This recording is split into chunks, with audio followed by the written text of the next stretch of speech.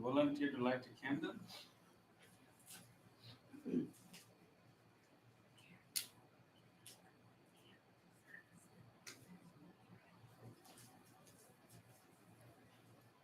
Anyone else?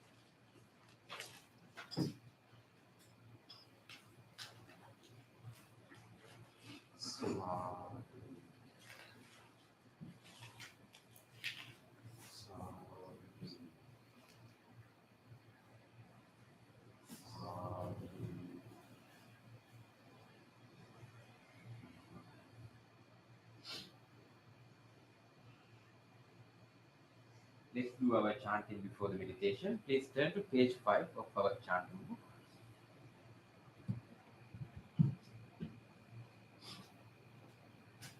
Salutation to the Buddha. Namo tassa bhagavato arahato samma sambuddhassa. Namo tassa bhagavato arahato samma sambuddhassa. Namo tassa bhagavato arahato samma sambuddhassa. The three refuges. Buddhang saranang gacchami, dhammang saranang gacchami, sanghang saranang gacchami, dutiyampi buddhang saranang gacchami, dutiyampi dhammang saranang gacchami, dutiyampi sanghang saranang gacchami, tatiyampi buddhang saranang gacchami, tatiyampi dhammang saranang gacchami, tatiyampi sanghang saranang gacchami. Next page. The 5 precepts. Panatipata veramani sikkhapadam samadhiyami. Adinnādāna veramani sikkhapadam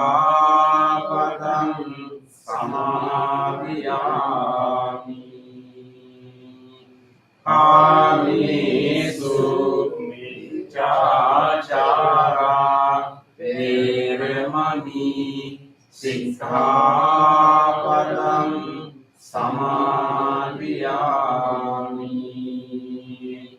මුසාවාදා වේරමණී සික්ඛාපදං සමාදියාමි සුරාමේරය මජ්ජ පමාදත්තානා වේරමණී සික්ඛාපදං සමාදියාමි. On the opposite page, let's read the affirmative vows. Being aware of the suffering caused by the destruction of life, I vow to cultivate compassion and learn ways to protect the lives of all living beings. Being aware of the suffering caused by exploitation, stealing, and oppression, I vow to respect the property of others and to practice generosity by sharing my time, energy, and material resources with those who are in real need.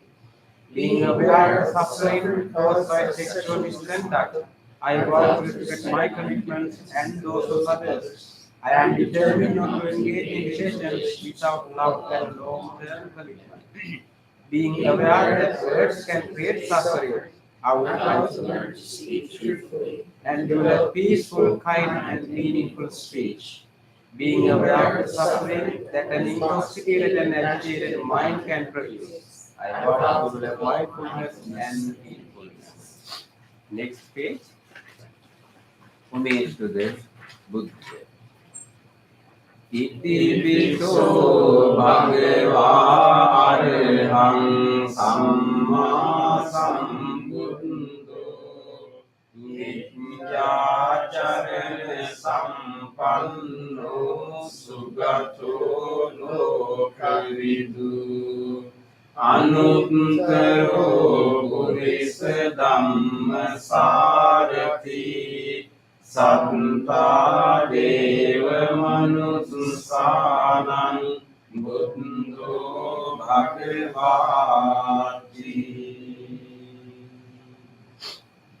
Homage to the Dhamma. Swaghato bhagavata dhammo sandriktiko akaliko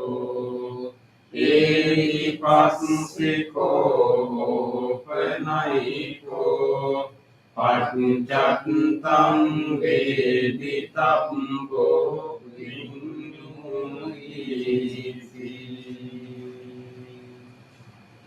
Homage to the Sangha. Supatipanno bhagavato savaka sangho Ujupatipanno bhagavato savaka sangho Nyayapatipanno bhagavato savaka sangho Samicipatipanno bhagavato savaka sangho Yadidam chattari purisa yugani Adde purisa pungala Esa bhagavato savaka sangho Auniyo pauniyo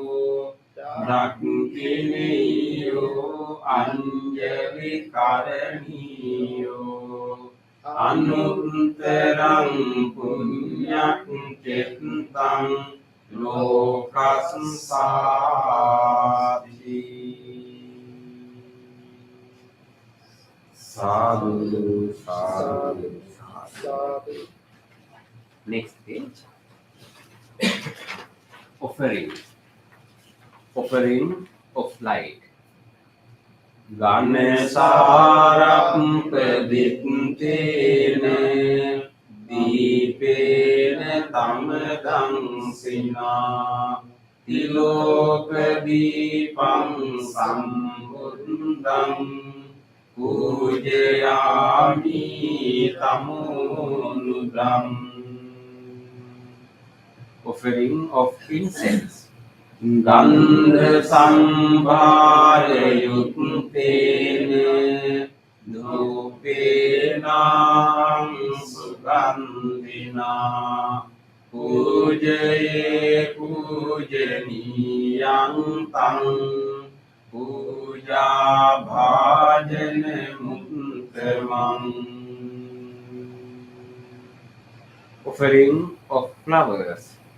Vanna gandha gunopetang etang kusuma santating pujayami munindase sipada saruruhe pujemi buddhang kusumena nene punyena metena labhami mokkang pumpang vilayati yatra idang hi kayo tatayati vinasa bhavan.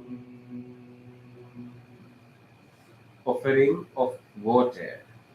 Adivase tuno bhante paniyang parikampitam anukampang upadaya patigan hatuttame.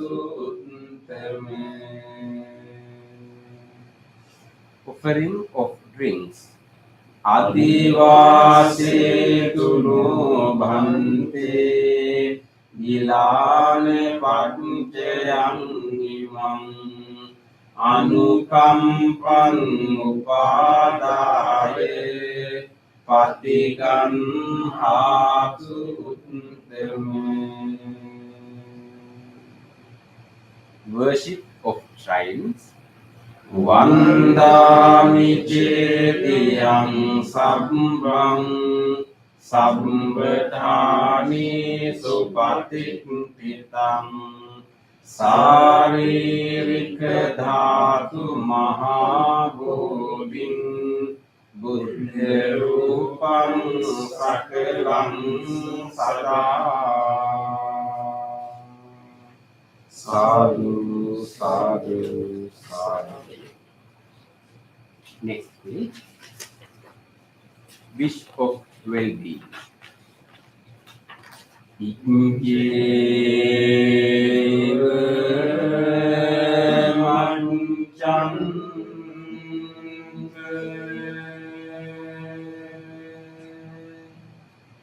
namaste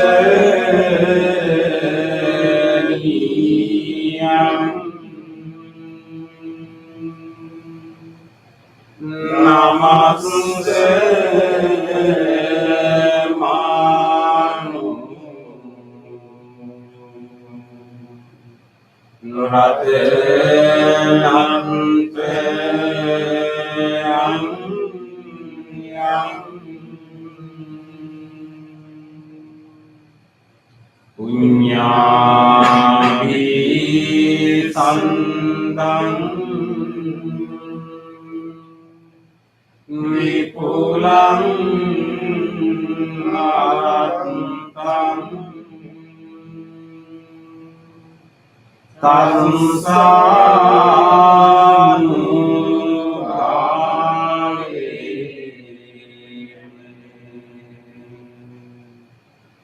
hatan perayu.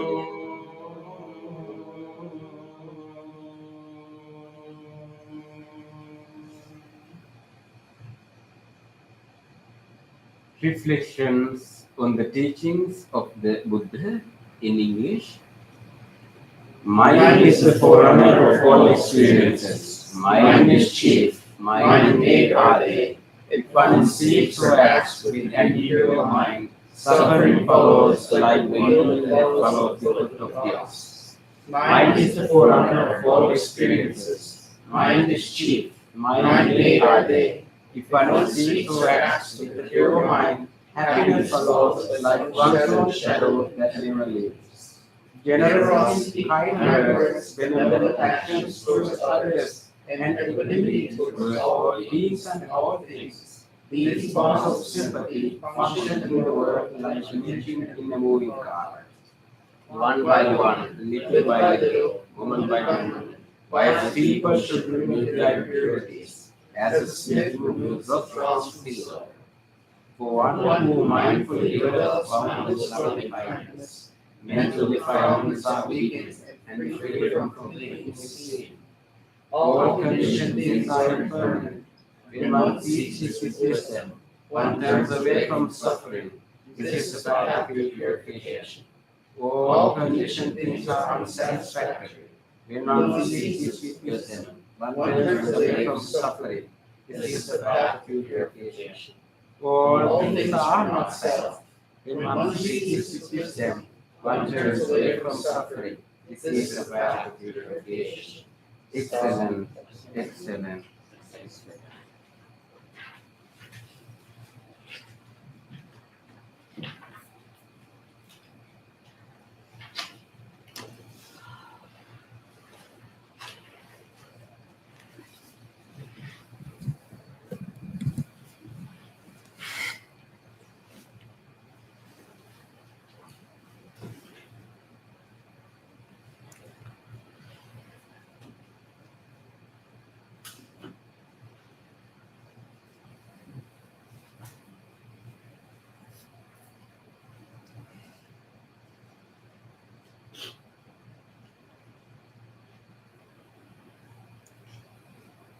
Okay, welcome everyone for the meditation session.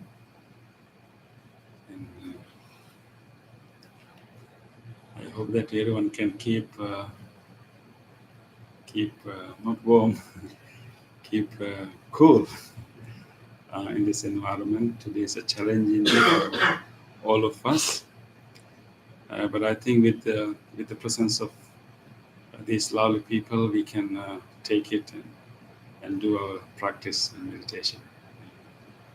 So this is the time that we genuinely look into ourselves and then helping our loving kindness to manifest and also our mindfulness to be sharpened. So we are doing two basic things here. So we all have this deep capacity inside of us for loving kindness, that we are all willing, we all like if all beings are happy, if all beings are, we are okay, we are completely okay if everyone is fine. So we have that capacity, but Can you talk a little bit louder? Thank you. yes, thank you. But based on the things happen in the day, maybe our interactions with others, maybe with one individual, maybe two individuals, and our capacity for loving kindness can be hidden, can be buried, can be pushed away. But that doesn't mean that we lose the capacity. So what we are going to do here is to like let go of whatever difficult times that we had with particular individuals, but then genuinely look into our deeper capacity and then manifest it, that because we don't want just one few interactions to diminish our capacity for loving kindness.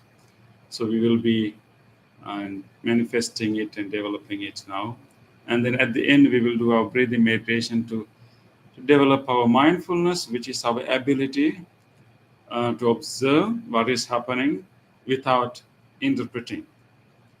It's a special ability. We all are trained to interpret, but we can also observe things clearly without interpreting or coloring the experience.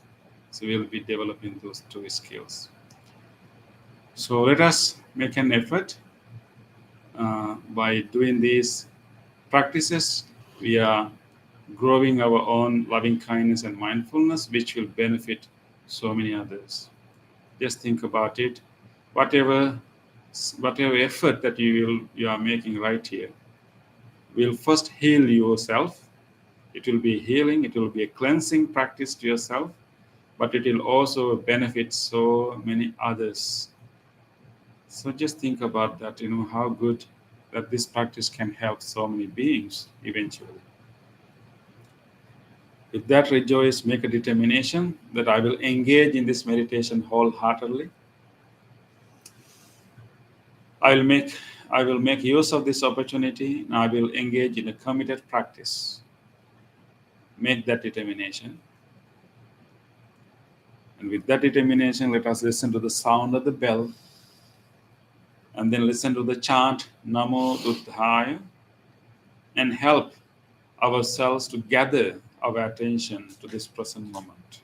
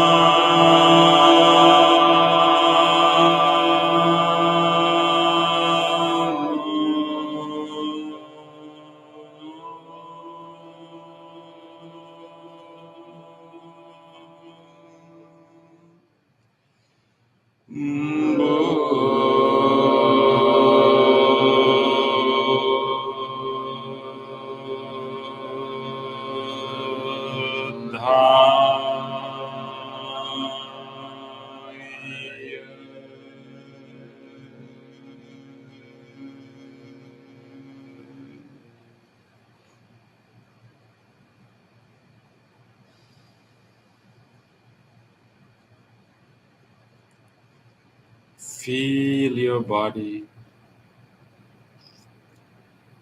This is a good time for us to come to our body. Just coming to our body and being aware of the existence of this body. How this body is sitting here.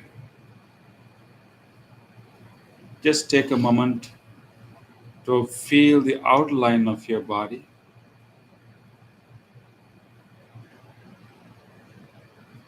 How you have kept your legs.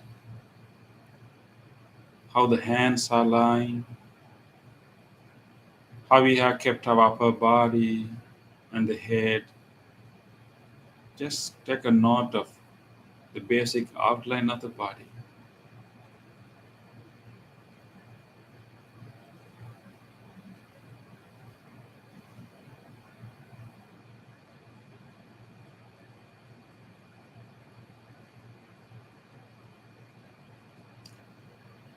This body can help us, help our mind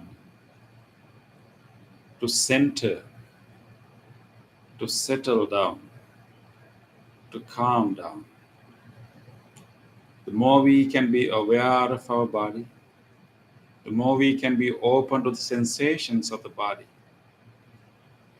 the calmer our mind is, the more centered is our mind.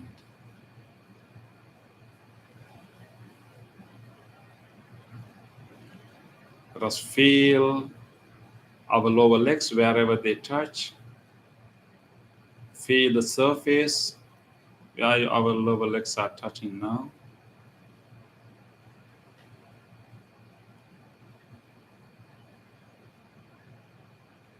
And feel where your body meets the cushion or chair. Feel those pressed muscles in that area.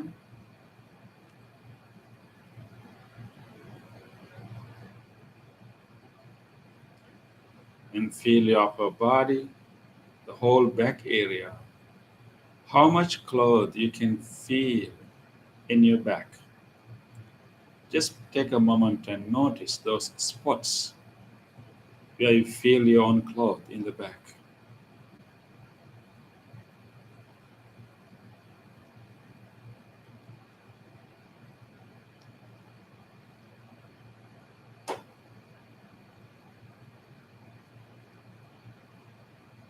And just feel your shoulders, your arms and hands, how they are hanging and how they are gently lying on your lap. Just feel them.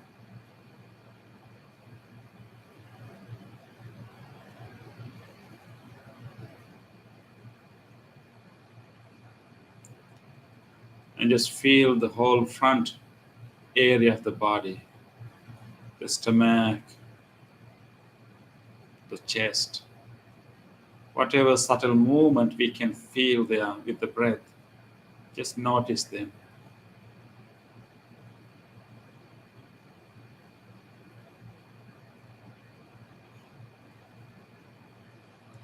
Let us be in our body, nowhere else, but right here and now in our body.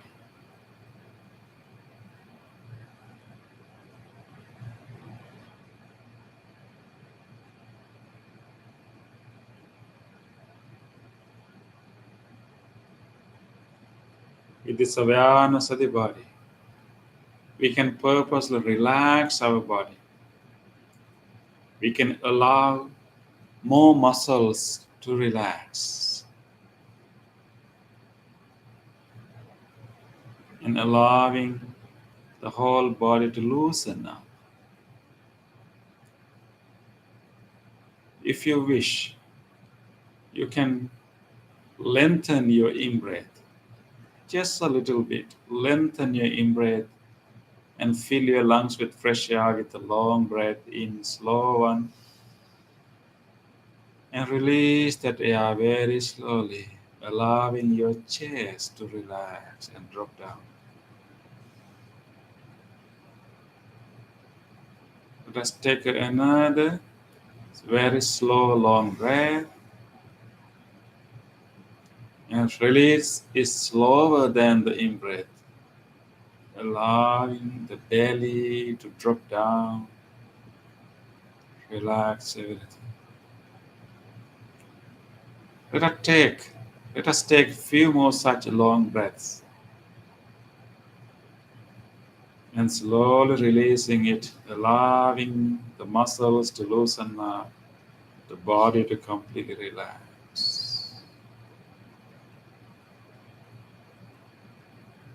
With every out breath, relaxing, releasing, loosening the whole body.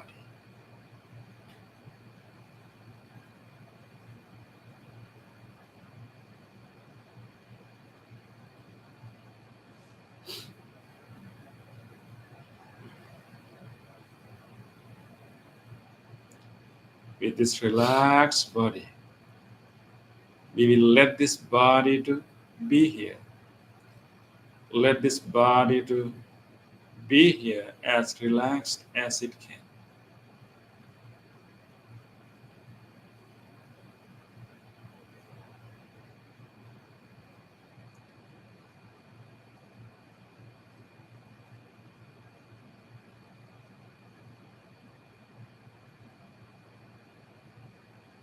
And we will simply now bring our whole attention to our mind.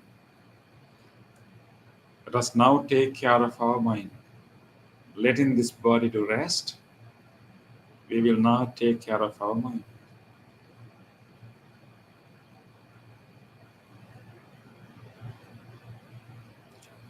Simply watch what are the thoughts, memories that are coming to the mind right now. Whatever the thoughts occurring, simply notice them, observe them, without developing any one of them. Simply keep noticing the occurrence of various thoughts and memories.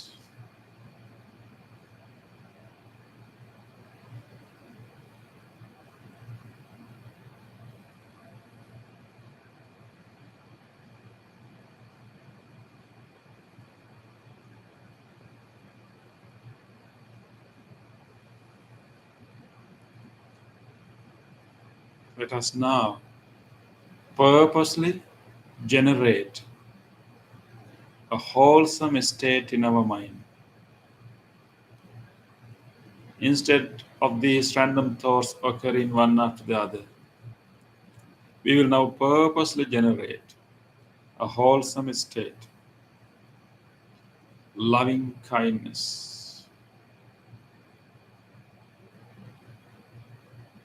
Let us generate a loving kindness thought.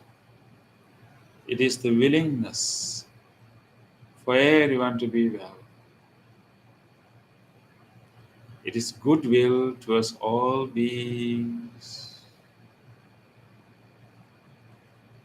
It is genuine friendliness towards everyone. Genuine wish of well-being.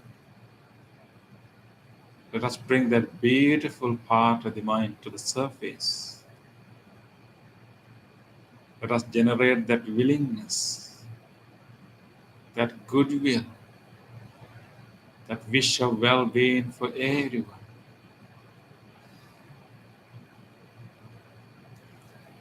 Let us open our heart. This is a good time to let go of all the judgments, all the negative memories. Just let them go. They are not happening now.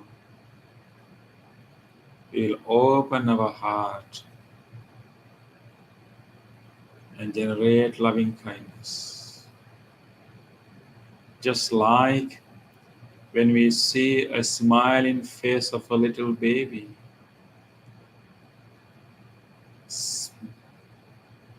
how do you feel when you see a smiling little baby?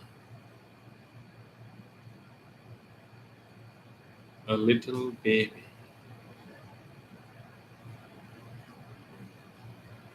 Or how do you feel when we are petting a puppy, a kitten, or any other pet?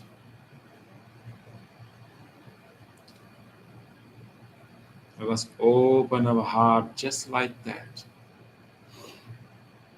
This is the best time to manifest that wholesome, beautiful part of us. Open your heart. Have that genuine wish of well-being.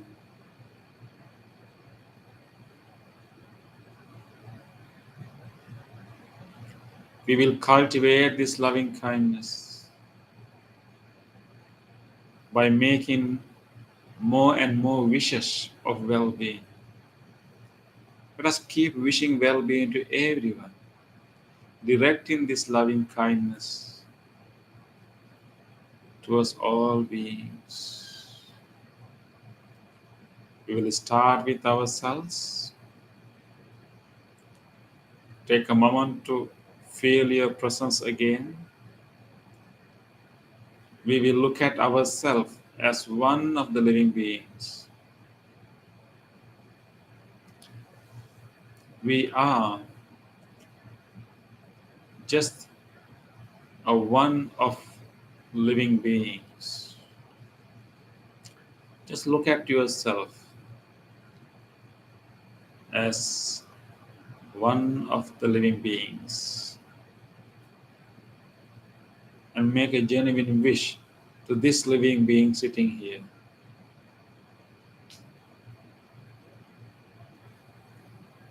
We will wish all the good wishes.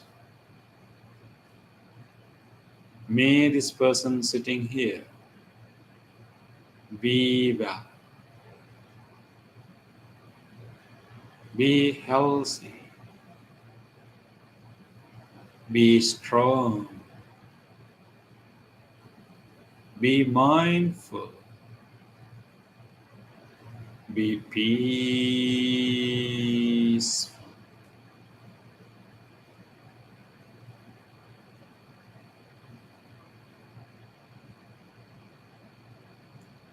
May I be well, be healthy,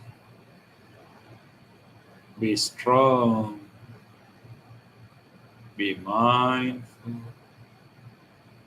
be peaceful.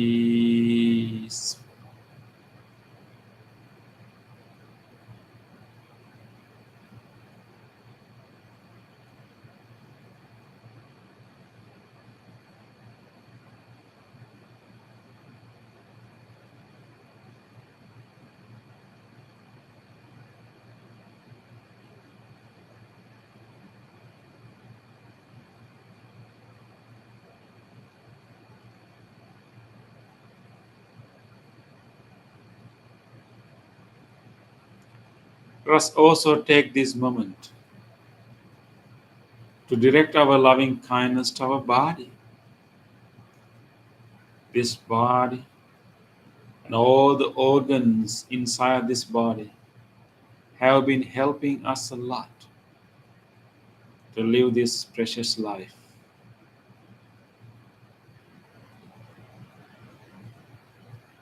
Let us take a moment to appreciate all the organs and systems of this body and radiate this loving kindness throughout the body. Let us start with our lungs. Feel your lungs when you breathe in. Feel that cooling sensation and genuinely wish, may these lungs and whole respiratory system be healthy, be healed.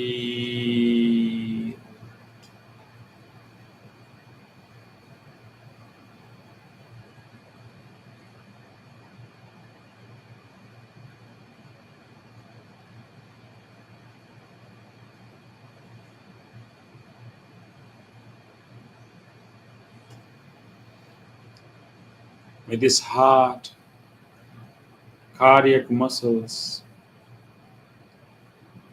the whole cardiovascular system be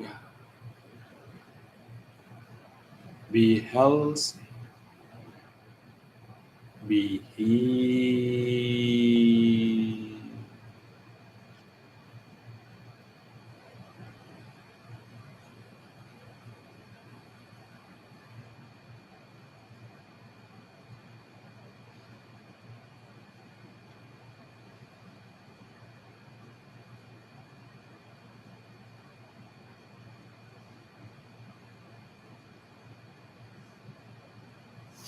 May this digestive system, all the organs in this whole digestive system, the stomach, liver, pancreas, intestine, colon, all the organs, the whole digestive system be well, be healthy, be healed.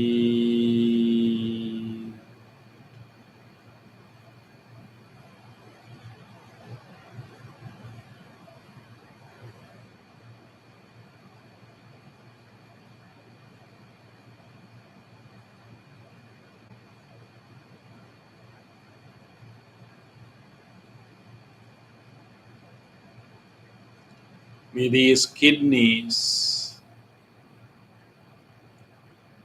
may these both kidneys and whole genitourinary system be well, be healthy, be healed.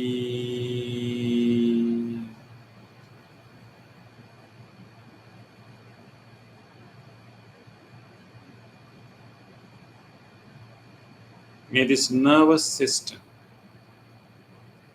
the spinal cord, the brain stem, middle brain, the frontal lobe, the whole nervous system be well, be healthy, be healed.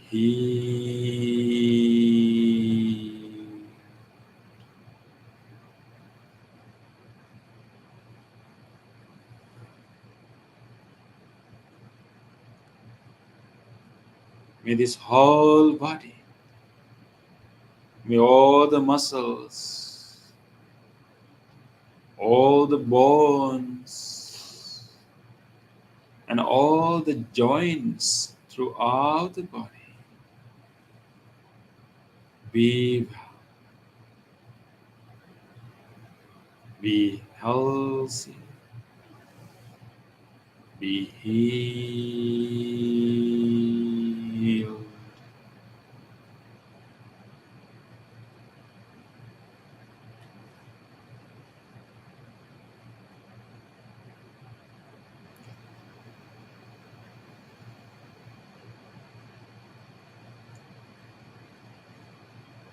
We have allowed loving kindness to travel throughout the body.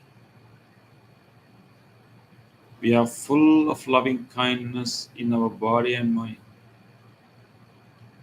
Now it is time to expand this wish beyond ourselves to everyone else. Let us wish all others the same well being, same healing.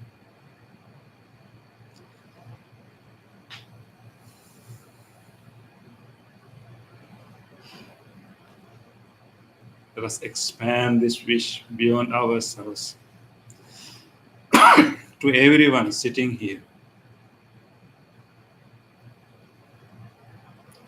Let us wish for all people, all friends sitting in this room right now, including monks. Let us make a genuine wish. May all people in this room right now be well, be safe, be healthy, be peaceful.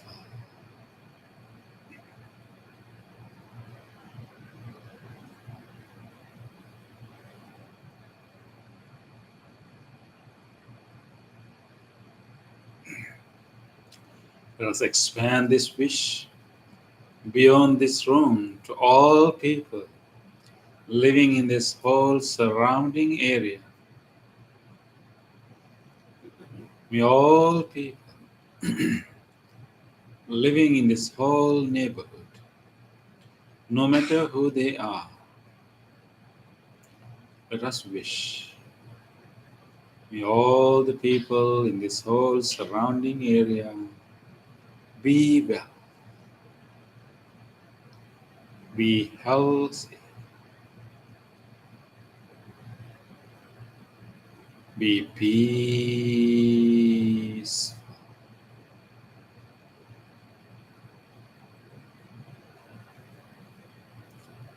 Let us keep expanding this wish as wide as we can. Let us take a moment to think about, to wish well-being to all people.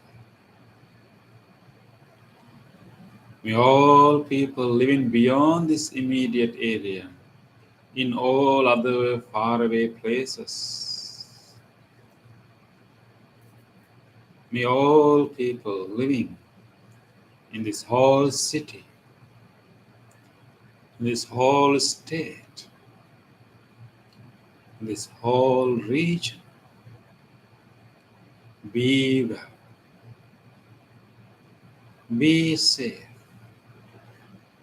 be healthy, be peaceful.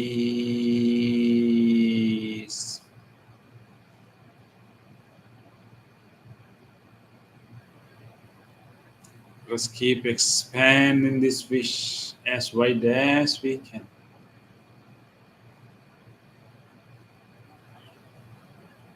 Beyond this state to this whole country, all people living throughout the country, and even beyond the country, everyone living in this whole continent, be well, be safe, be healthy, be peaceful.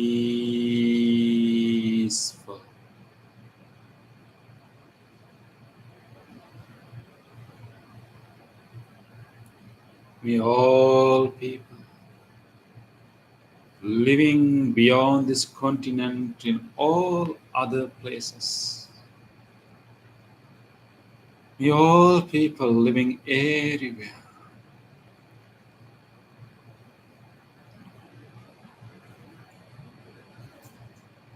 may all human beings, people who are suffering due to illnesses, who are suffering due to lack of resources, who are suffering due to conflicts and fear. Let us think about them for a moment and genuinely wish them to receive some help. May all people, all human beings living anywhere, be well,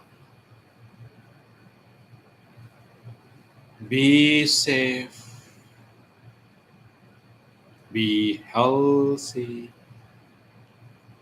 be peaceful.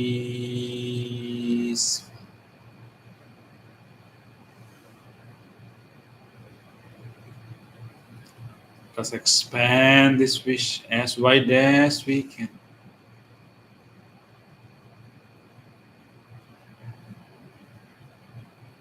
And even expanding this to all other living beings, all animals, from large ones to tiny ones,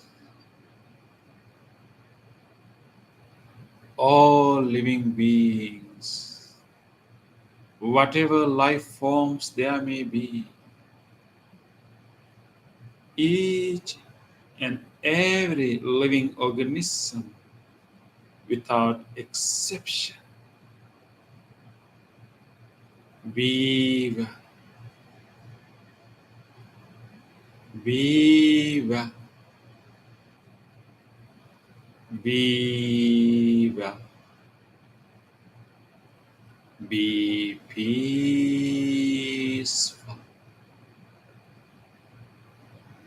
peaceful,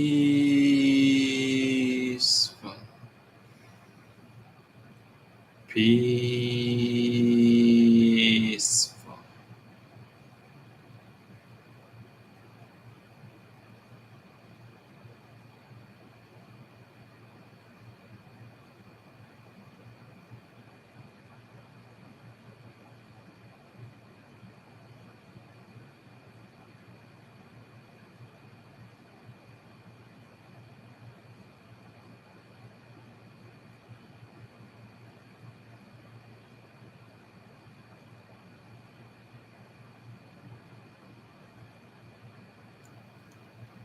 We have expanded our loving kindness to embrace all living beings.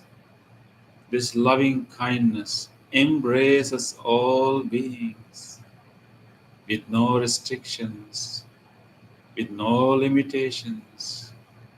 This loving kindness is limitless, embracing all life forms.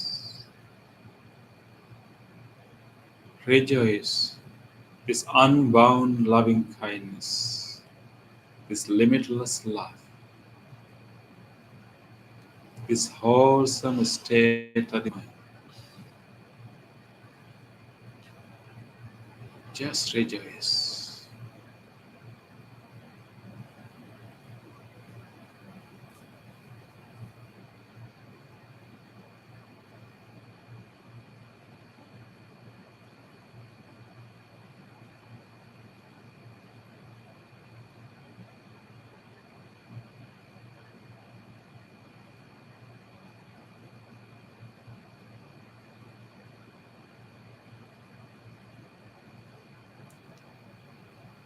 With this rejoice, let's take a few more minutes to enhance or deepen the peace that we are experiencing now. We will enhance this peace by simply resting our mind on our breath. We will simply be here with no hurry, nothing to worry for next few minutes. Simply rest our mind on our breath. In this peaceful moment, we can feel our breath moving through our nostrils, even passing behind our throat. We can feel it in our chest muscles. We can feel the out breath in the same way.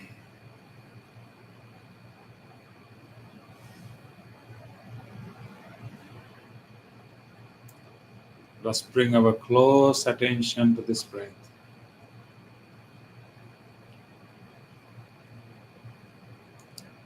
And gently watch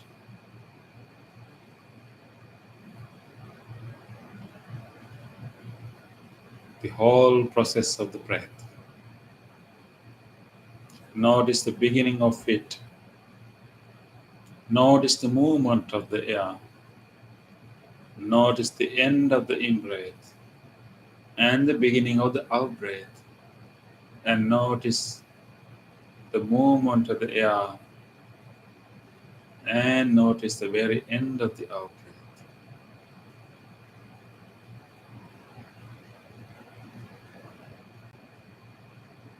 This breath is truly happening now. It is energizing our body. This is the most vital function in the body. The most precious thing in our life is this breath. Without the breath, everything else becomes meaningless. With deep respect, we will simply rest with the breath for next few minutes. Keep bringing back your attention back to the breath again and again.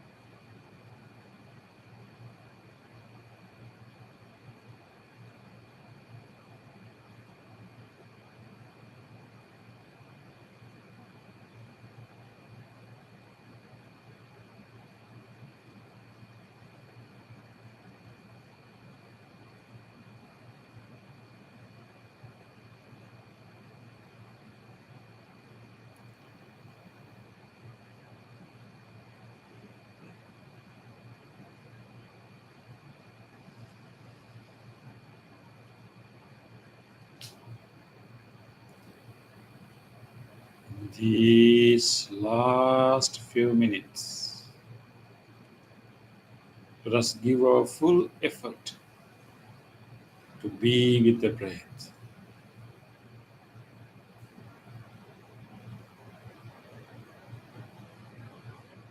And closely watching it fully.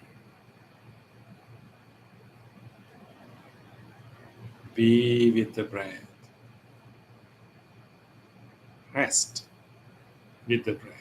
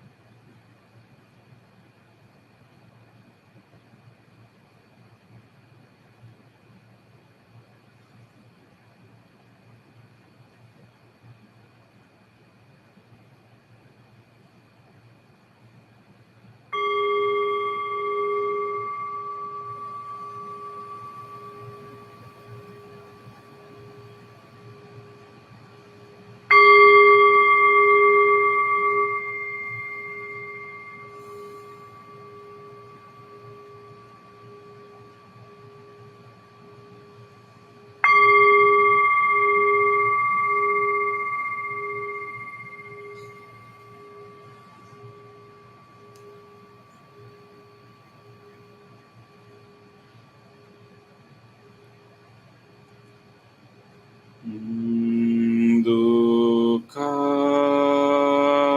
pataje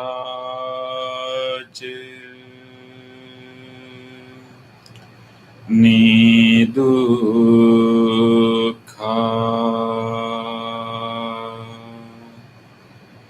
Bhayapanthaje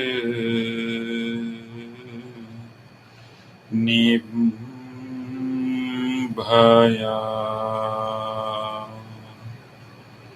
Sukhampathaje Nisukha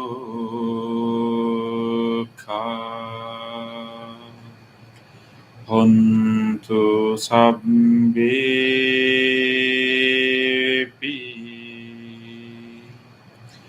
Panino.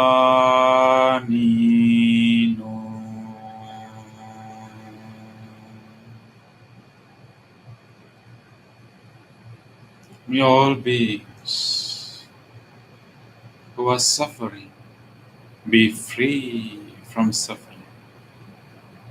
May all beings who are in fear be free from fear. May all beings who are grieving be free from grief. May all beings be well and happy.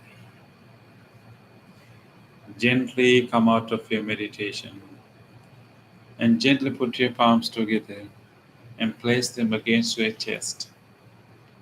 Let us take a moment to feel grateful for this opportunity to have meditation in our life. Let us feel grateful to all great teachers, enlightened masters in the past, who passed this wisdom from generation to generation. Let us feel grateful to anyone who helped our meditation tonight. Let us feel grateful even to these non-living things which helped our meditation, including the cushion, the chair, this bell, and this air conditioning machines and fans and everything. Even the device that help you to connect to this meditation from home. With deep gratitude to all people and all things that made this meditation possible for us today. Let us say sadhu 3 times. Sadhu, sadhu, sadhu.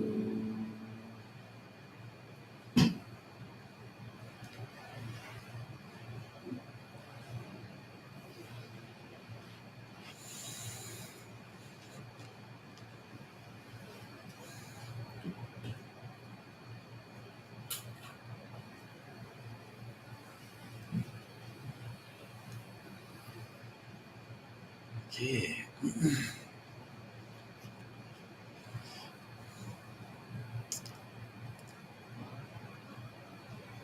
How was the practice? Very well. Was not that hot as we thought? Was it hot, Bhante? Not really. How about Bhante? Was it hot? Okay, yeah, because we have the fan flowing. Yes. Yes. Okay, so we wondered from the beginning of the week, how we can have this meditation, because it's going to be 90, and 2 weeks ago the air conditioning machine of this floor stopped working, and we need to install a new compressor, which we haven't done it yet. So then we were thinking of what's going to happen, but I think we managed. Yeah. Okay, so let's move to our discussion. Actually, yesterday was the full moon. What you call here? You call it strawberry full moon, right? Is there any reason you call it strawberry? Because there was a pinkish color to it. And this is when the strawberries get white. Hmm. And they have everybody's having the strawberry festivals. Yeah, okay. So is it the pink color is every June or just this time? Just This time. But in Native Americans also have different names for different full moons. This full moon is called Poson in Sri Lanka. Every full moon has a name. And the last full moon, like not yesterday, but the previous month full moon is called Vesak. And that's where we had the Vesak ceremony. And so this full moon is called Poson full moon. And it is quite significant, particular to Sri Lanka. Because that the full moon, yesterday full moon, marks the arrival of Buddhism to Sri Lanka in 3rd century BCE. So it's little, so in this, like this full moon is celebrated in Sri Lanka everywhere, and so we didn't get a chance to celebrate it this time, don't we? But usually we also have some program, but we decided to not to have it this time. We have other programs happening here in Cleveland. But anyway, so it's an important day because I think in order for you to understand that, maybe I should give you a brief history of Buddhism. So of course, Buddha was, after Buddha attained his enlightenment, and he wanted to share it enlightenment experience with everyone else, and whole reason for him to renounce his royal life and was to help everyone to overcome this problem of suffering, and he was concerned that all beings want to be happy, but that's what that many beings do not have. Irrespective, all of us want to be happy, but despite our wanting to be happy, and many people end up being unhappy. And that's the kind of irony and irony of human beings, irony of all living beings. So, and as such, Prince Siddhartha, the name before he became the Buddha, really was concerned about it, and he was serious about it, and he really wanted to find out why that is the case. So that's the whole different lesson. But anyway, after his attained enlightenment, he really wanted to share this, and then he established a community of his disciples, and he was sharing and teaching, and guiding everyone to go through the path that he went, and he actually, like make it straight, because when he was experimenting, with his own journey, he practiced all different kinds of things and realized what works and what doesn't work. And then, but when he taught his disciples, okay, do this will work. So he established a community of disciples. And then during the time of the Buddha, and there were many people, there were many followers, but it was not a kind of religion. And it's northern India in 6th century BC is an interesting place, but there were so many spiritual teachers appearing at the same time, and there were many followers of the Buddha, of all these teachers, and people were free to like experiment and test all different teachings and then move. So, and even the Buddha has disciples, and other than the monks and nuns, the lay community was not fixed. They are free to test whatever teachings they wanted to try. So anyway, so I'm saying that, so at the time of the Buddha, even after Buddha's passing away, the Buddhists, there was a kind of community of disciples of the Buddha, the monks and nuns, and some lay followers and lay female followers. But that category is kind of open. And then after about 200 years after the demise of the Buddha, and we had an emperor, like emperor means like a king of the India. For the first time, he kind of unified most part of India, because at the time of the Buddha, India was 16 different countries. But this king, his father started that dynasty, right? When his father is the Maurya father, yeah. And he was kind of swallowing all the small kingdoms and federations, and making big and big and big, and when it came to King Ashoka, and he wanted to follow the example of his father, he even expanded his kingdom, which involves a lot of violence. And there was one strong country which was really strong, really powerful, and then he decided to even take that country to become part of his country. And it was a really fatal battle, and many people died in that battle. So seeing the death of so many people, this king got disenchanted. I mean, he kind of he fed up with his effort to expand his kingdom, because he saw, because other country was also so powerful. And after seeing all these deaths, he was disappointed. Yes, no, and he was like confused what he's doing.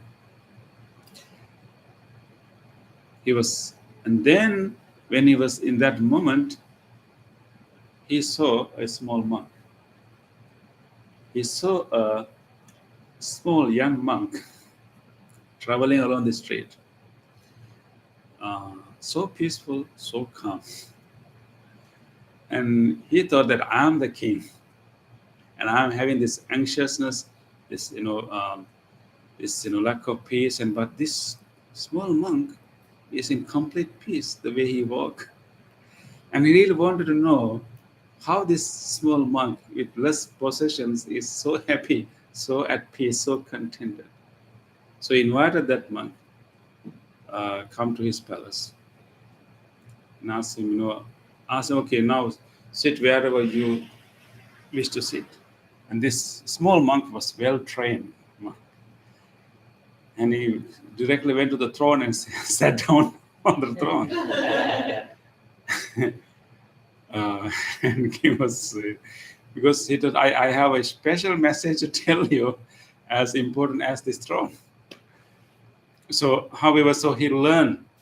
So this small monk was teaching this king, what's the real happiness, and what is the real peace, and how the violence and aggressiveness, is not really fulfilling any purpose, any good.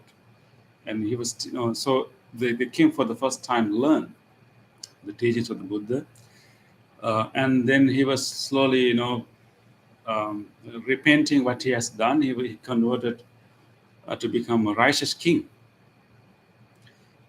and then he gave up his violence and he started a new form of role in the country and giving rights and power to the local people, and then after he found the new way of, he thought that rather than controlling the people by power, he realized that actually we can control the people by the Dhamma, right, Bhante? Yeah, not by power, like not controlling people, showing that you are powerful, but controlling people by showing an example, good principles. So so instead of like showing the power, he established pillars all over the country, giving people instruction how to live well, how to live, peacefully. So he thought if people start to follow these principles, it's like controlling them, right? Not really power. So anyway, and then he started to support Buddhism. And after his support, Buddhism became a kind of, more well-known and organized, you can call it religion, but, there were no religion in Asia until recently, because, people were free to like practice, different things, and they were not fully like separated. If you listen to this teacher, and you can also listen to the other teacher. So they are not religions in the strict sense. We call them, different paths, marga, different paths. Anyway, so King Ashoka, after he realizing the value of Buddhism and message of peace and compassion and non-violence, he really wanted to promote this. And he supported other religions, other spiritual traditions too. But as an effort to promote this, he worked with monks of that time. And after that, a small monk, he connected to get good connect to other senior monks. So that small monk's teacher and all other teachers.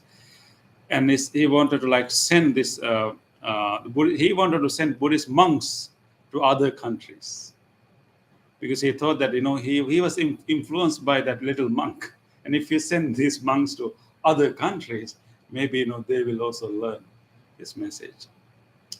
So as a result of that, and he sent out 9 groups. I don't know, 9 groups. He sent out 9. You can call them missionary groups, but maybe missionary, whatever the messenger. He sent out 9 groups to 9 different countries. And one country was Sri Lanka, the island below India, small island. This is 3rd century BCE.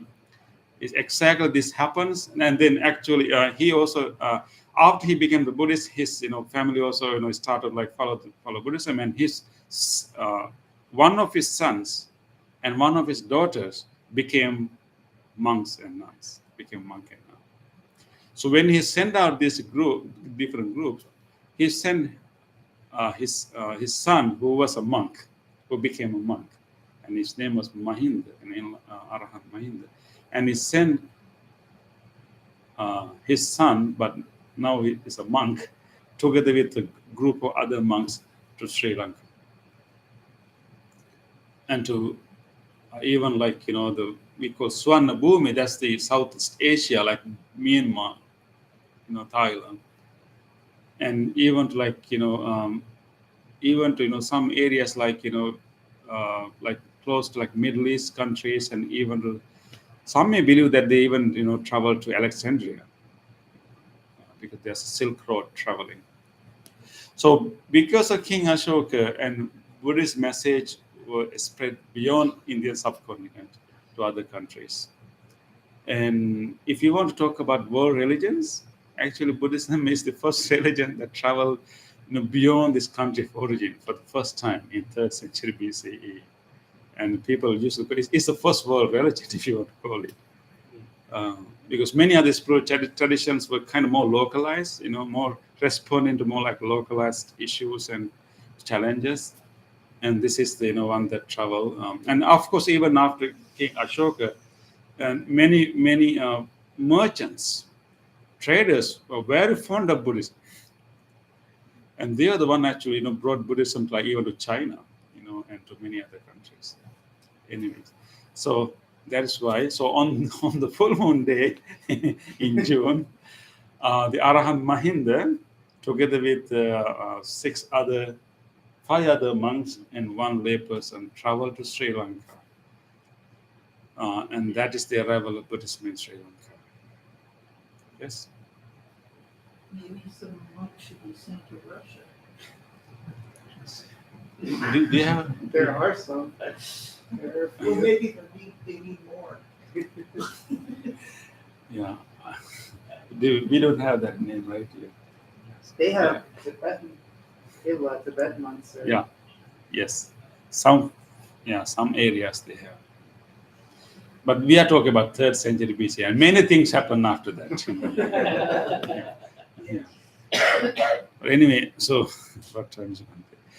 Anyway, so when Arahant Mahinda came to Sri Lanka, he met the king of the country, and before that, even the king, the King Ashoka was sending, sending messengers, sending what you call the representative, what you call it?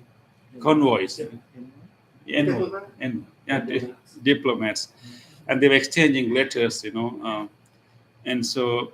And when the king Tissa of Sri Lanka met this enlightened monk together with others, and he gave the first teaching he gave was based on a very important discourse of the Buddha. And the playing was the same. The American game that Tissa was playing, he was hunting. Yes, Yeah, a lot of this is a beautiful story. So before Buddhism arrived in Sri Lanka, and the full moon day was a hunting day in Sri Lanka, and it's a hunting festival. So the king, together with so many others, were hunting in the forest, and the Arahant Mahinda, the Venerable Mahinda, together with his group, appeared in the middle of the forest when the king was hunting deer. That was the condition at that time. So anyway, so I don't know whether we have time. So today, the simile that I selected is from the discourse that Arahant, the Venerable Mahinda, selected to teach the king to the Sri Lankans for the first time. In his first sermon, introducing the teaching of the Buddha, he used a particular discourse of the Buddha. And that discourse has a simile of a footprint of an elephant. Footprint of the elephant. Okay, let me be very quick and brief. So when he was giving this teaching to all the kings and the disciples, and he said that the Buddha gave this teaching in few centuries ago, and this is the teaching. So before Buddha gave this teaching, incident happened that one person called Janusani, one person called Piloti. Never mind, names are not important. And there were 2 friends met in the middle of the road. And one friend asked, "Where are you coming from?" He said, "Oh, I went to see this, the Buddha, this spiritual teacher." And he said that you always talk, high about this spiritual teacher, why do you have such a confidence in this teacher? From the friend, that's what you will ask, right? If you ask, okay, where are you coming from? Oh, I went to this meditation, this Buddhist center. If they ask, oh, you are going there every week, what confidence, you have to go there, right? Your friends usually ask that, right? So in the same way, this friend asked, why do you go to this spiritual teacher all the time? And he said, oh, because I truly believe that he's fully enlightened. So how do you know? He said, see, this is my proof. This is my proof. I have seen well-educated Brahmins, and those days there were, different castes and different groups of people, well-learned, Brahmins, let's say, like noble, like high class people. I know them, and they are very well educated, and they don't really listen to others, and and they will argue with anyone. But I have seen such, renowned, well-known, these, learned people. When they go to meet the Buddha, they simply, listen to the Buddha and follow the Buddha and become disciples of the Buddha. I have seen that. So many learned, well-versed Brahmins, they become disciples of the Buddha. And then not only Brahmins, and so there are also the people from the warrior caste, like, ruling class. They're also well educated, and I have seen this also. First maybe they will prepare, and I will argue with the Buddha, I will defeat the Buddha in this, argument. But finally, when they meet the Buddha, Buddha even didn't start an argument. He just started a conversation. And then, finally they became disciples of the Buddha. So he has seen, like 4 groups of people, the Brahmin, the well-educated religious people, and warrior and ruling class people, and ordinary, merchants, and also other ascetics. So he has seen 4 groups of people becoming disciples of the Buddha. And so for him, that is the proof that, and Buddha is fully enlightened. And then he gave a simile. It is just like when you, do you know, among the elephants, there is a special kind of elephant called bull elephant. It's very rare, very rare, tall, well-built, you will only find like one of, many hundreds of, many thousands of, elephants. So bull elephant. So people those days were like, they were like elephant trackers. They will look for such bull elephant. It's very rare. So example given in the, if someone, an elephant tracker, want to find out whether there's a bull elephant in the wood, in a forest, he will look for the footprints.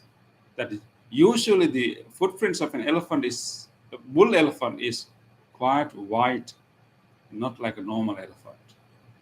So if you find footprint of like a huge, long and, white footprints next to a forest, that is an evidence to say that there is a bull elephant in this forest. So just like that, I have seen these people come in and becoming disciples of the Buddha. Therefore, I'm sure, just like that elephant tracker come to conclusion, there's a bull elephant inside the forest, I'm sure that Buddha is enlightened. And the other friends, okay, in that case, I may go and visit the Buddha one day.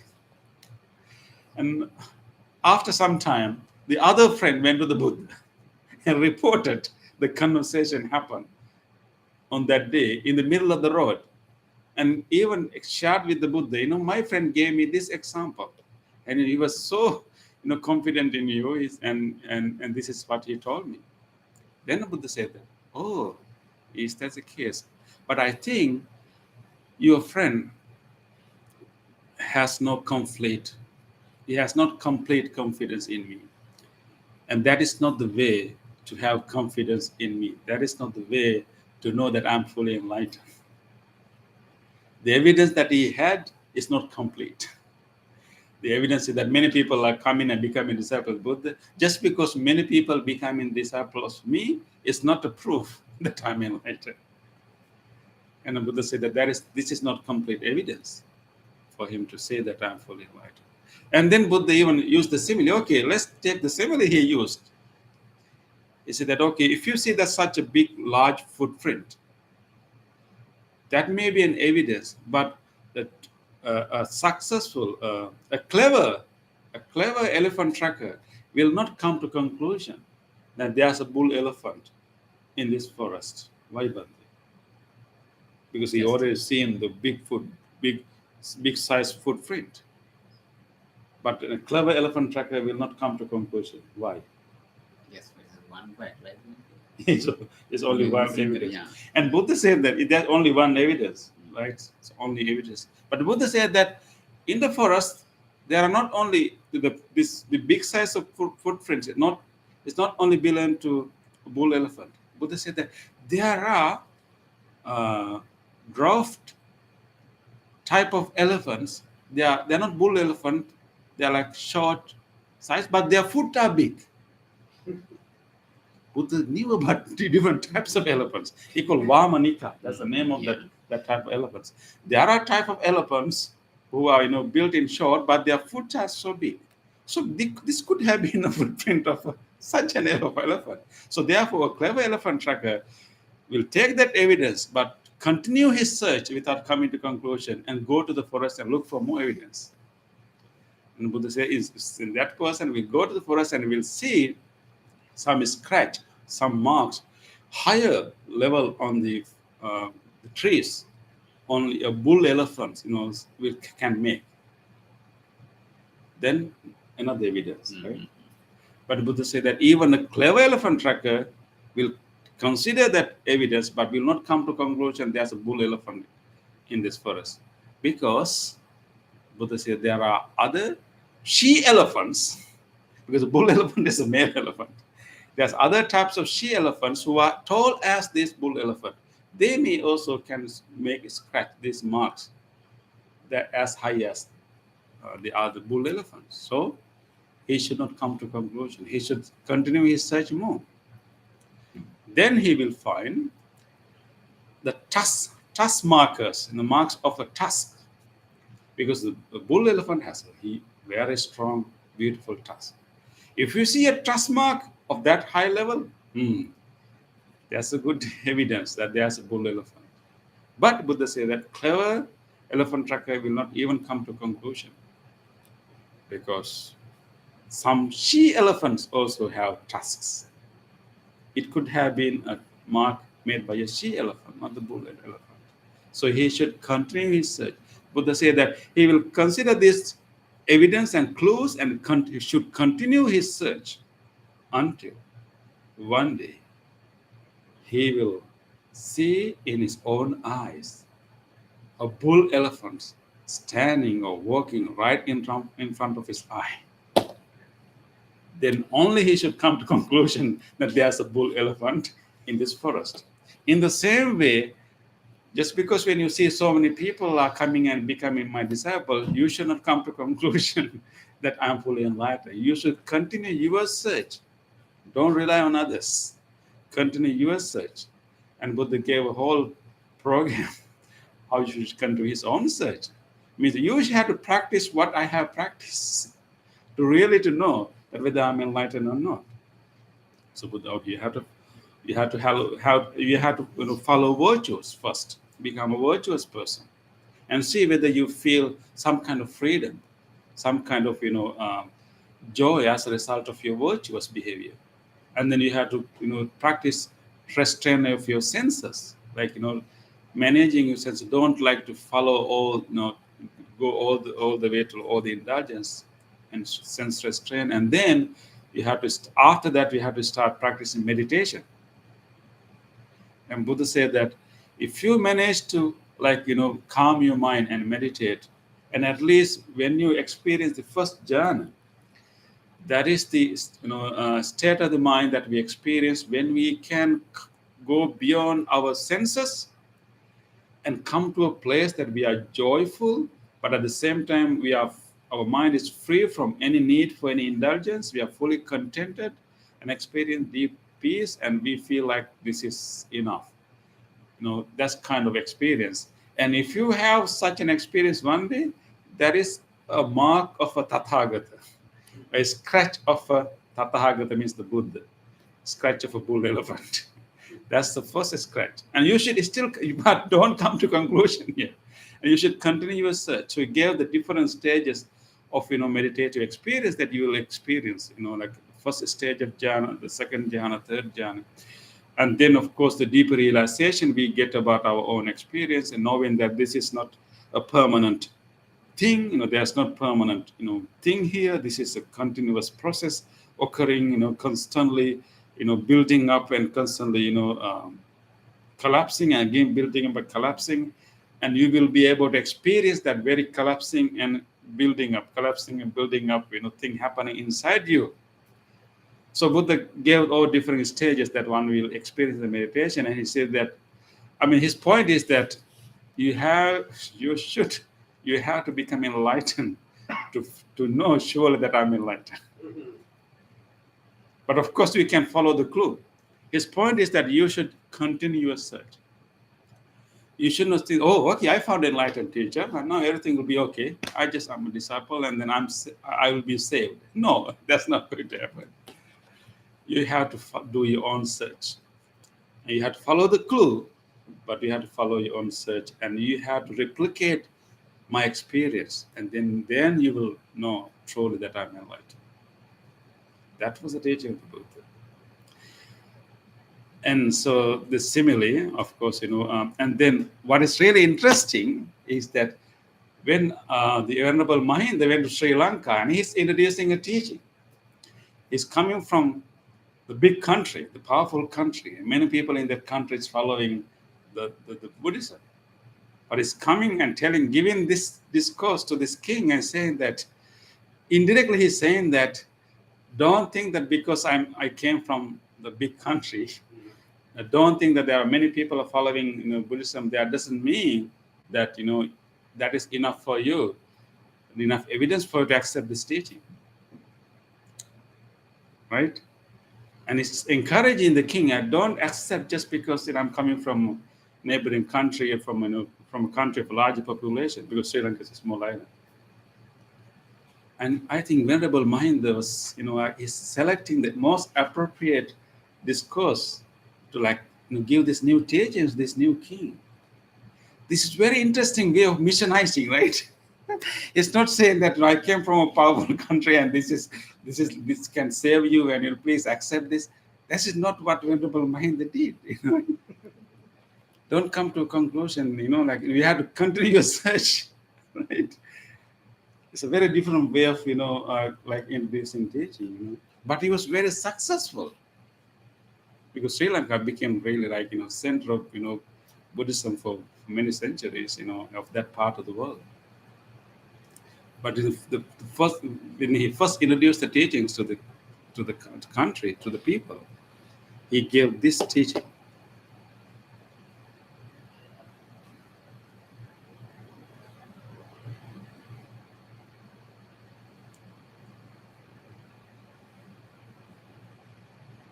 So two things to learn, One is, whenever we introduce our practice to others, do not impose on them.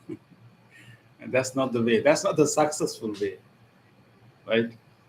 We have to give freedom to the other person, and then go and just support their own journey.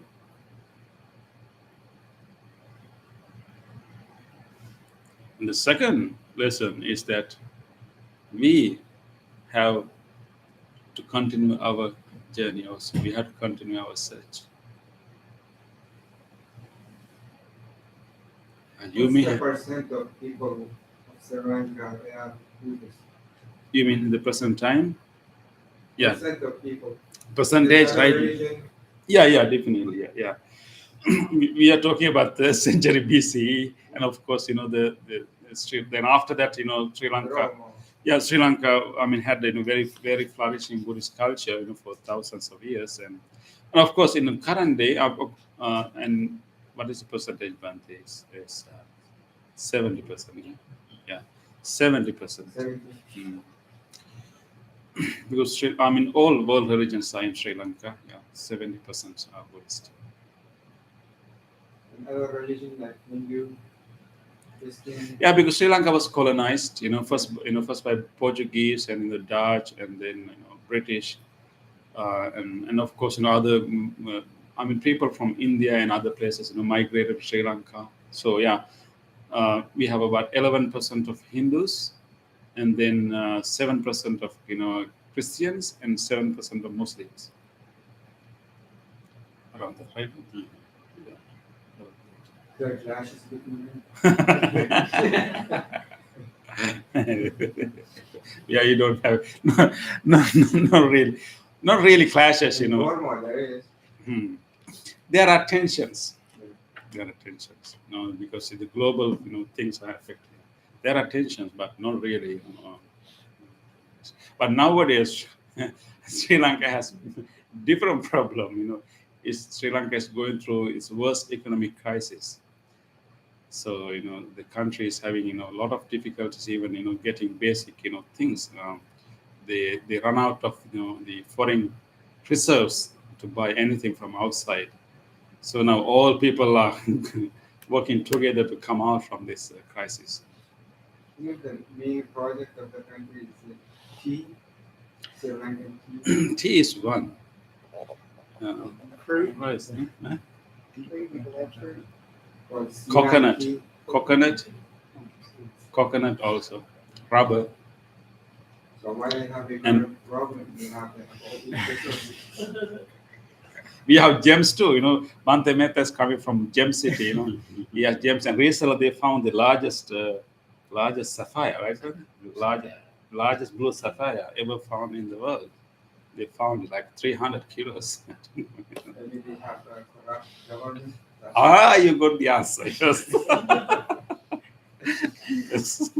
Yes. With all these resources, and therefore, Yeah. it's not Exactly. a problem. Exactly. The government has to be corrupted. Exactly. That's what happened. Mismanagement. So they need more Buddhism. Yeah.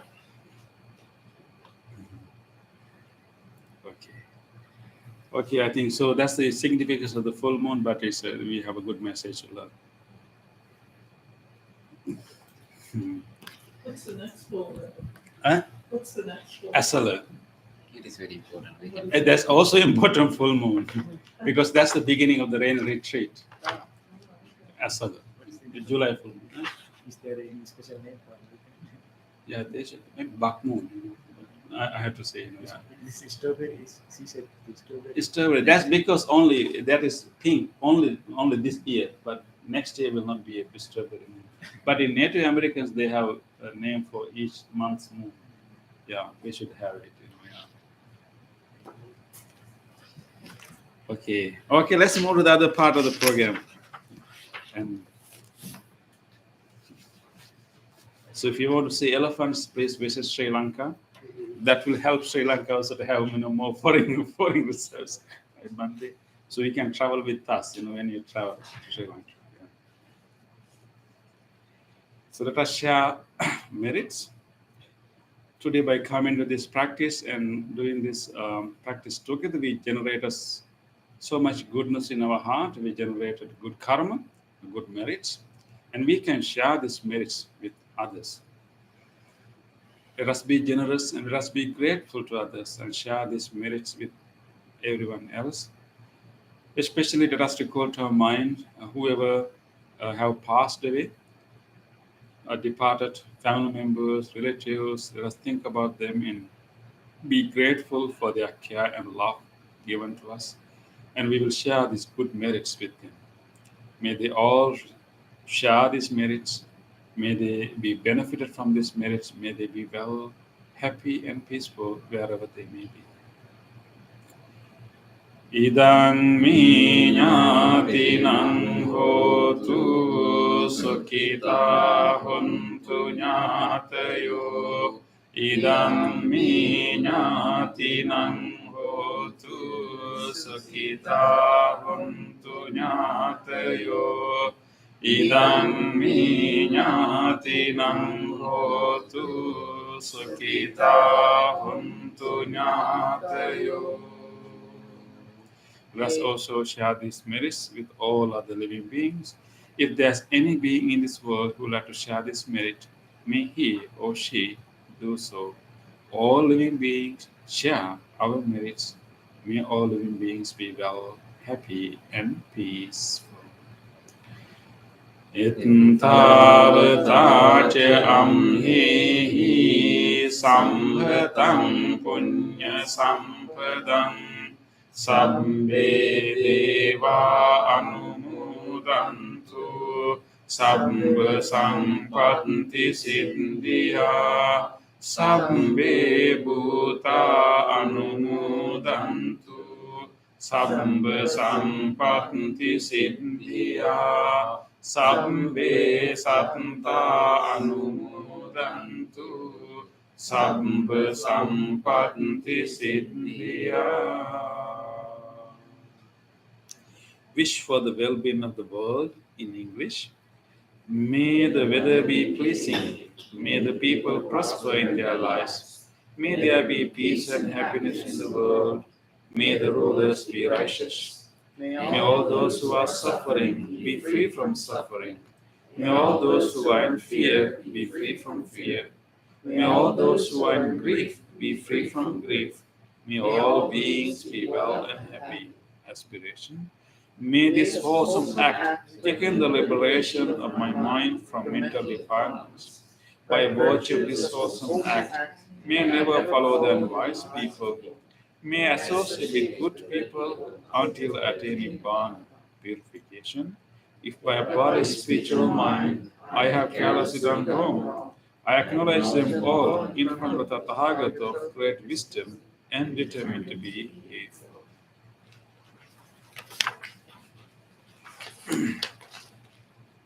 We will now do a blessings chant. We are going to chant the Loving Kindness Sutra. And this particular sutra was given by the Buddha with great compassion for all living beings. We are going to chant the same sutra for you, especially for you, wishing you all good health, strength and courage to overcome challenges and difficulties in your life, and wishing you peace and happiness. You may also recall to your mind whoever you want to share these blessings with, your family members, your friends, people who are sick. You can recall them to your mind and share these blessings with them too. May all of you receive these blessings. May all of you be well, happy, and peaceful. Namo tassa bhagavato arahato samma sambuddhassa. Namo tassa bhagavato arahato samma sambuddhassa. Namo tassa bhagavato arahato samma sambuddhassa. Karaniya manta kusalena yantam santam padam abhisamicca sakko bujoca sujoca suvaco casansa mudu anatimani santosansa koca subaroca ampagincoca sallavuka bunti santringriyoca nipakoca ampagambo kulesu ananugindo nachakundam samacare kincena vinyo pare upavadeyum sakino vake vino hantu sabbe santa bhavantu sukhitanta eke chipana bhutanti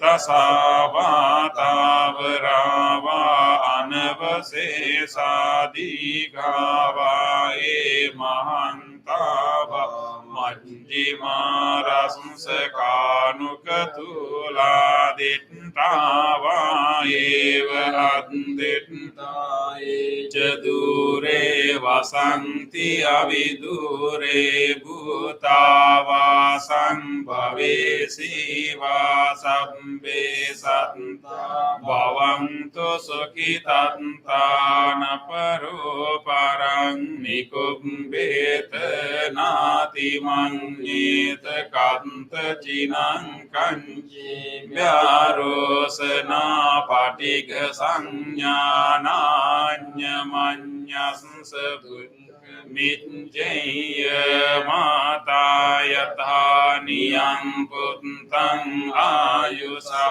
eka punta manurake evampi sambha bhute sumanasam bhavaye aparimanam yatang cha sambha lokasmin manasam bhavaye aparimanam buddhang adocha tiriyang cha asambadang averam asapantang detang charang isingno sayano vayavatasya vigadamindo etang sating aditte brahmametam viharang idamaho detting cha anupagam silava dasanena sampanno kamesu viniyagedang nahi jatu gambaseyang punareti etena satcha vajjena sontite hotu sambada etena satcha vajjena sambharogo vinasatu etena satcha vajjena hotu te jaya mangalang Sambhitiyo vivajjantu sambharogo vinasatu mate bhavantantarayo sukhe digayuko bhavatu sambha mangalang rakkantu sambha devata sambha buddhanubhavena sada santi bhavantu te bhavatu sambha mangalang rakkantu sambha devata sambha dhammanubhavena sada santi bhavantu te bhavatu sambha mangalang rakkantu sambha devata sambha sanghanubhavena sada santi bhavantu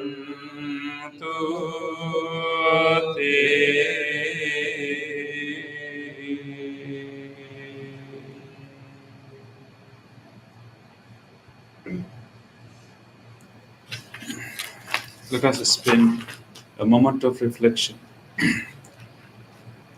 Let us try to recall to our mind whatever kind deed that we were able to do during last few days.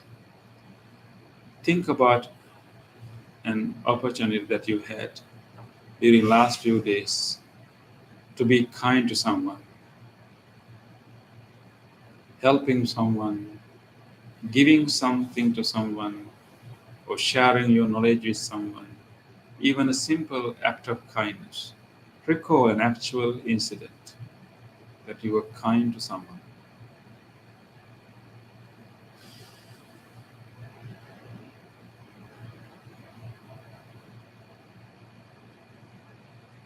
Just rejoice. Just rejoice these opportunities to be kind.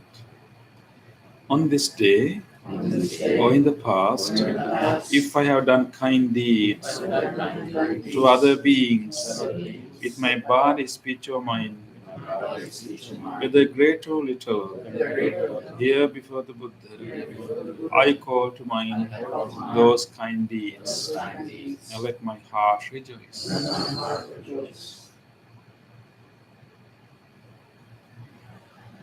I rejoice in these kind deeds, I rejoice in these kind deeds, appreciating the opportunity to be helpful to others. appreciating the opportunity to be helpful to others. I rejoice in those kind deeds, I rejoice in those kind deeds, wishing more opportunities to practice compassion.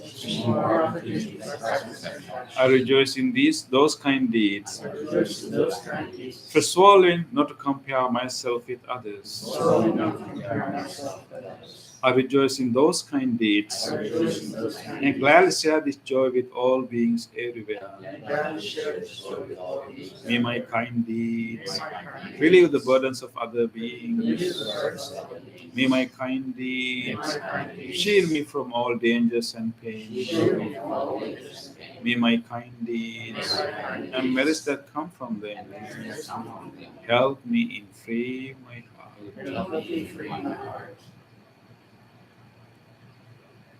Now recall to your mind whatever kindness you receive from others. During the last few days, someone might have helped you. Someone might have shown their kindness and care to you. Just recall an actual incident or moment, event, that someone was kind to you.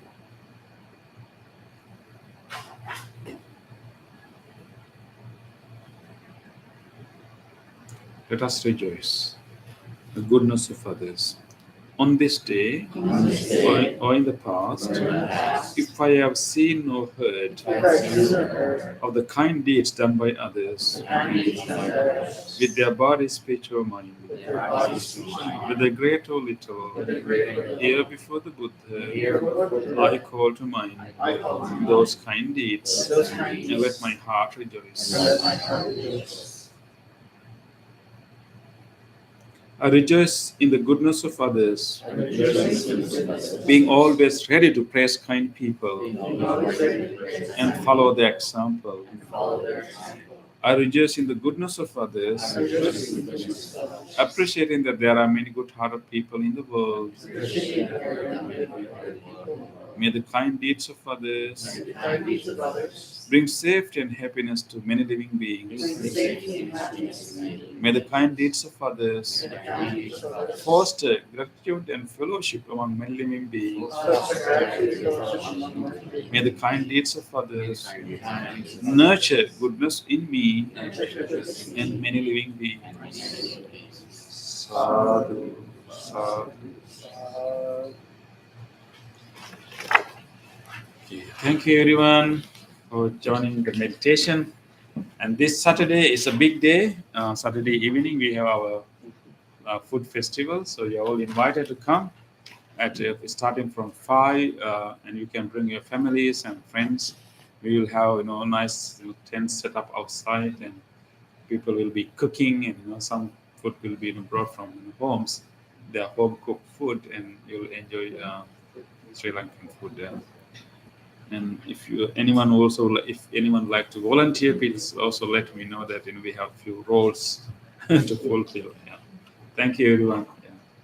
Yeah. Wish you all a good night. Yeah. Thank you all who joined over YouTube, and wish you a very good night and have a good sleep tonight, and see you next time.